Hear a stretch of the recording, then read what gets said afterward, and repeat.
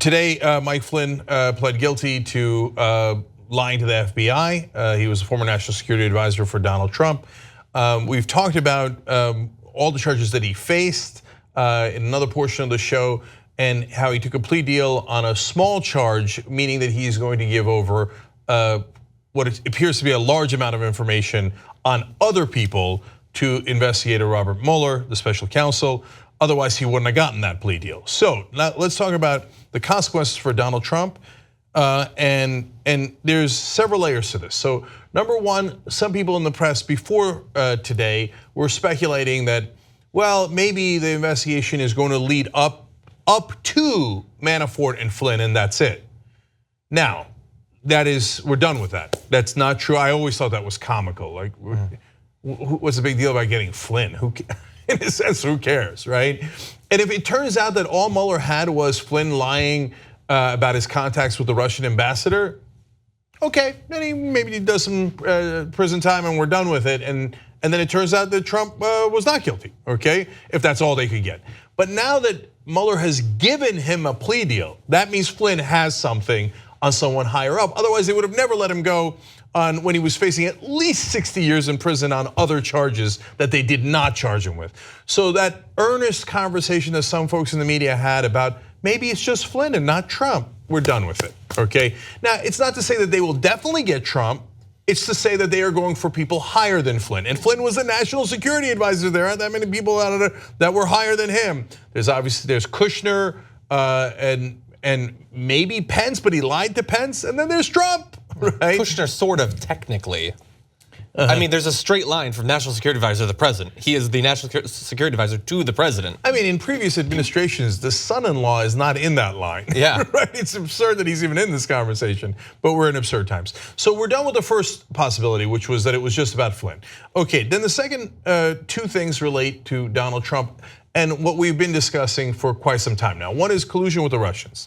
Now, there is varying degrees of collusion with the Russians. It could have been, as Flynn has already basically admitted to, in the transition after the campaign, but before the administration begins, in that interregnum, if you will, he talked to the Russian ambassador, and apparently a lot of people talked to the Russian ambassador, Jeff Sessions, a lot of people that were part of Trump's team, and that collusion before they take office. That is the smallest possibility. Now, the other possibilities are they colluded with the Russians during the campaign, which is a big deal and would be a much heavier charge. What would be the worst is if they are continuing to collude with the Russians during the administration when he is president. So what would be a collusion with the Russians along those lines? Well, we won't do the sanctions. And you helped us with the election, that is one possibility. So thank you very much for that, for making me president. So I will not enforce the sanctions. Now, Trump had to sign further sanctions into place and keep the old sanctions because the Senate voted 98-2 in favor of those sanctions. So he knew that even if he vetoed it, it would be overridden. But since he has signed it, he has not enforced it. So the sanctions are not being enforced on Russia. So that's your deal, that's your collusion. So that's a possibility. The second layer is obstruction. So he knows that Flynn has some material on him. He tells Comey, drop the investigation on Flynn after he tells everybody else to get out of the room. Then he told Lester Holt on national television that he fired Comey because of the Russia investigation that Comey, the head of the FBI, was doing. That is also obstruction of justice. And now that Flynn is cooperating with the authorities, then he can tell them, yes, Trump was saying all those things, including telling me to wait for immunity because this is the information I had on him that he didn't want to get out. That allows Mueller to say, you were trying to block that information. That's why you try to block the investigation. That's obstruction of justice. That right there would be enough. The collusion, if it's in the interregnum between the thing, probably not enough to get Trump out, right? Collusion while he's president, definitely enough to get him out, right? If you can prove it.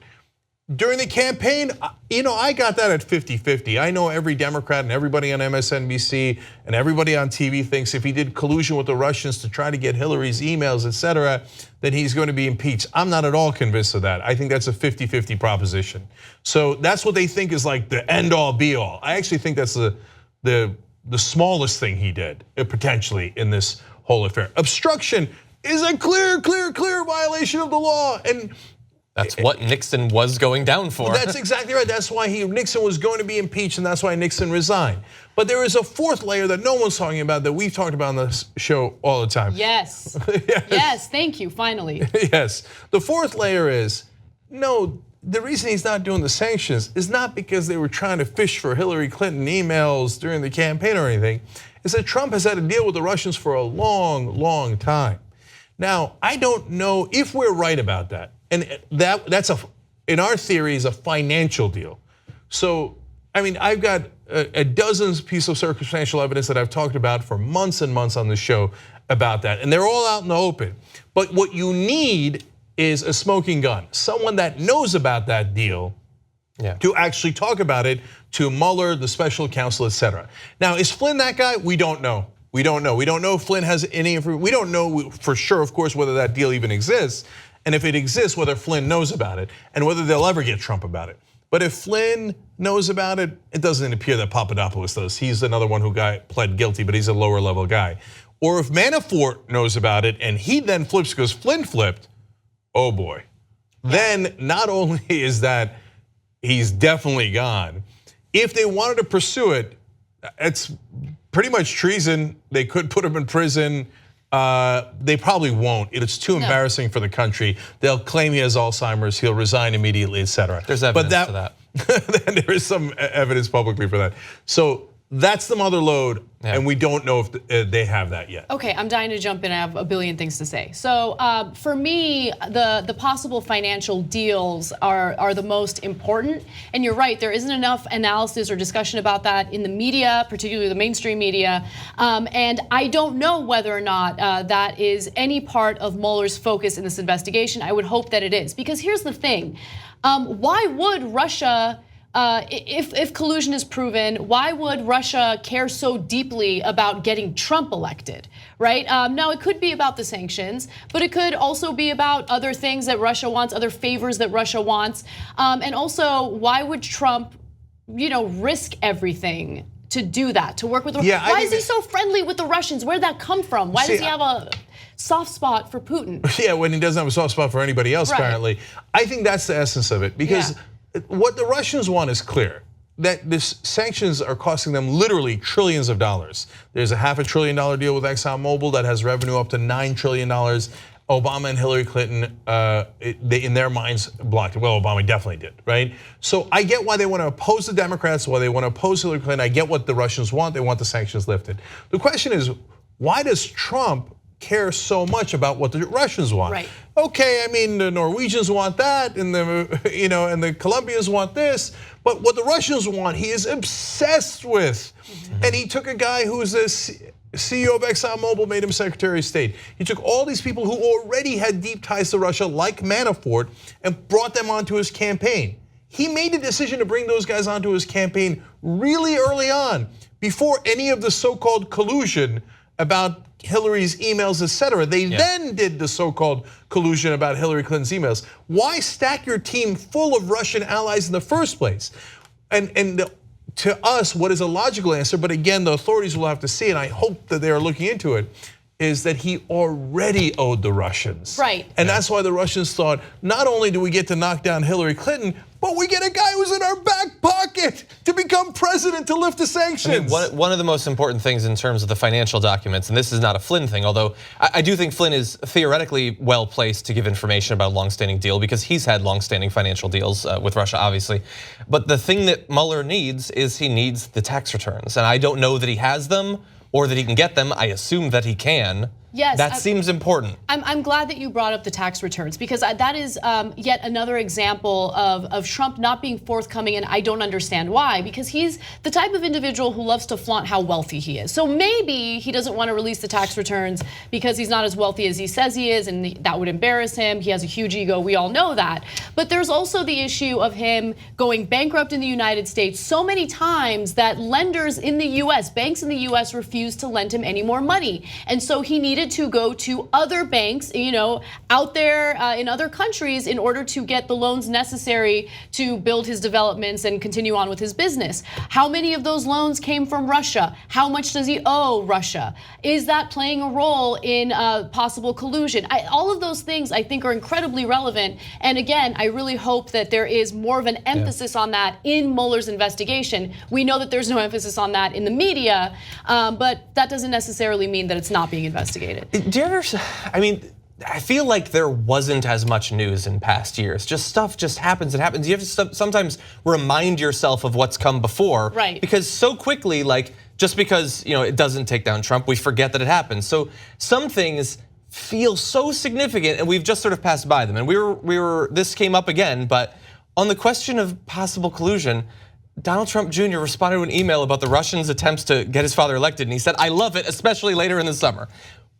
Fine, okay, fine. Forget the collusion thing. On the obstruction thing, I found evidence of obstruction of justice. I did some research and I found a video. And this low-level Trump employee called Donald Trump told Lester Holt, "I was thinking about the Russia thing, so I fired the FBI director." I know, it's amazing. That's obstruction of justice. I don't understand what any of the rest of this is for at this point.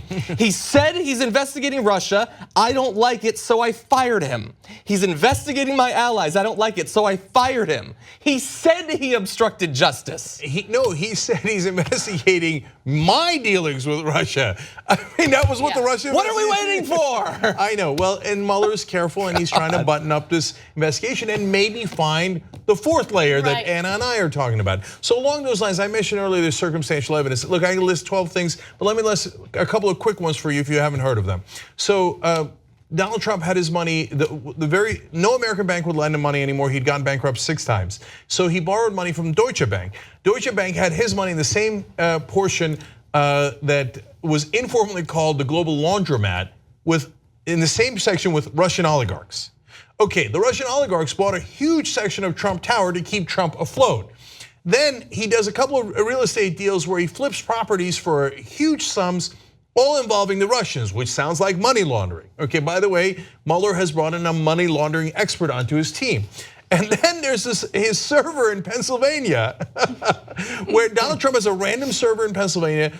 Some of the top internet experts in the world go, "Wait, this is really weird. It keeps getting pinged. Where is it getting pinged from?" But they don't know what's in the pings. They don't know if it's information, money. They don't know, right? And it turns out 80% of the pings for Trump's server are coming from Alfa Bank in Russia. There is no coincidence that large. By the way, 18% of the rest of the pings were coming from the DeVos family, who winds up getting a cabinet post. And then Betsy DeVos's brother, Eric Prince, goes to Seychelles Islands after the election and has a secret meeting with the Russians.